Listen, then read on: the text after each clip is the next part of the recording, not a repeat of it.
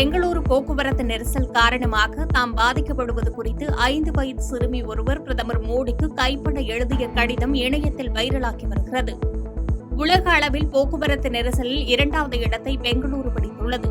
இந்நிலையில் பிரதமரின் கவனத்தை ஈர்க்கும் வகையில் பெங்களூருவை சேர்ந்த 5 வயது சிறுமியான ஆர்யா என்பவர் பெங்களூரு போக்குவரத்து நெரிசல் பற்றி பிரதமர் மோடிக்கு கடிதம் ஒன்றை எழுதியுள்ளார். அந்த கடிதத்தை அவரது தந்தை அபிரூப் சட்டர்ஜி என்பவர் தனது எக்ஸ் தள பக்கத்தில் பகிர்ந்துள்ளார்.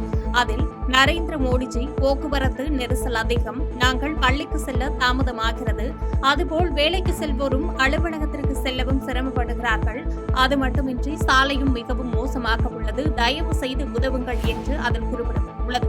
மேலும் இந்த சிறுமியின் கடிதத்தை இதுவரை 5,96,000க்கும் மேற்பட்ட பார்வையாளர்கள் பார்த்துள்ள நிலையில் தங்களது கருத்துக்களை பதிவு செய்து வருகின்றனர்.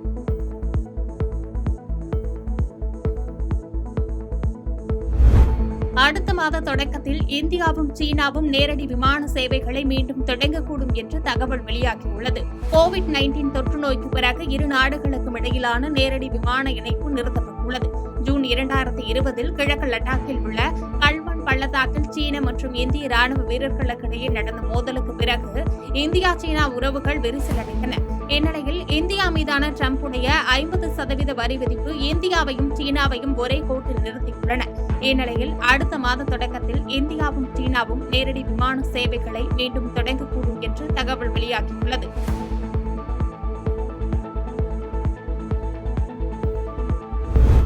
காசாவில் கடந்த 24 மணி நேரத்தில் இஸ்ரேலிய தாக்குதல்களில் உணவுக்காக காத்திருந்த 31 பேர் உட்பட 81 பேர் கொல்லப்பட்டுள்ளதாக தகவல் வெளியாகியுள்ளது. காசா மீது இஸ்ரேல் தொடர் தாக்குதல் நடத்தி வருகின்றனர். குறிப்பாக உணவு வாங்க காத்திருப்போர் மற்றும் உணவு வாங்க குவியும் கூட்டங்களை நோக்கி தாக்குதல் நடத்தி வருவதாக கூறப்படுகிறது.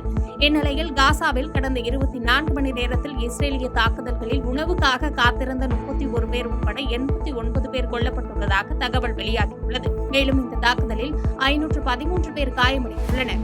இதன் மூலம் 103 குழந்தைகள் உட்பட பட்டினியால் இறந்தவர்களின் எண்ணிக்கை 227 உயர்ந்துள்ளது.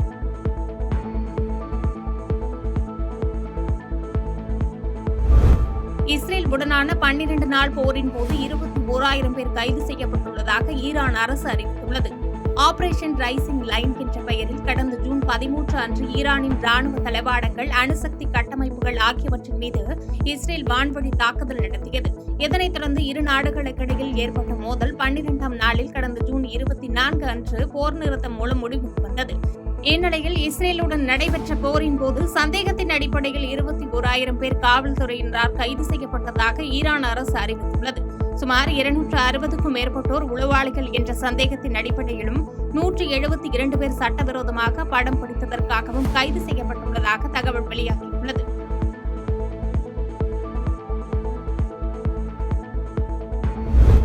சூடானில் அகதிகள் முகாம் மீது துணை ராணுவ படைகள் நடத்திய தாக்குதலில் 40 பேர் கொல்லப்பட்டுள்ளனர். அரசு படைகள் மற்றும் RSF இடையே நடந்து வரும் உள்நாட்டு போரில் லட்சக்கணக்கான மக்கள் இடம்பெயர்ந்து முகாம்களில் தஞ்சமடைந்து வருகின்றனர். இந்நிலையில் சூடானில் வடக்கு டார்பூர் மாகாணத்தில் அல் பாஷூருக்கு அருகிலுள்ள அகதிகள் முகாமான அபுஷோக் முகாம் மீது அரசு படைகளுக்கு எதிராக இயங்கி வரும் துணை ராணுவ படை தாக்குதல் நடத்தியது. இந்த அகதி முகாமில் சுமார் 4,50,000 அகதிகள் தங்கியுள்ள நிலையில் 40 பேர் உயிரிழந்துள்ளனர். மேலும் இந்த தாக்குதலில் 19 பேர் படுகாயமடைந்தனர். செய்திகளை உடனுக்குடன் தெரிந்து கொள்ள கீழ்கண்ட கேபிள் மற்றும் DTH நெட்வொர்க்குகளில் எம்நாடு செய்தி தொலைக்காட்சியை காணுங்கள். பாதகம் செய்பவரை கண்டால் நாம் பயம் கொள்ளலாகாது பாப்பா. மோதி மிதித்துவிடு பாப்பா, அவர் முகத்தில் உமிழ்ந்துவிடு பாப்பா. அண்மை செய்திகளை உடனுக்குடன் தெரிந்து கொள்ள இணைந்திருங்கள் எம்நாடு தொலைக்காட்சியுடன்.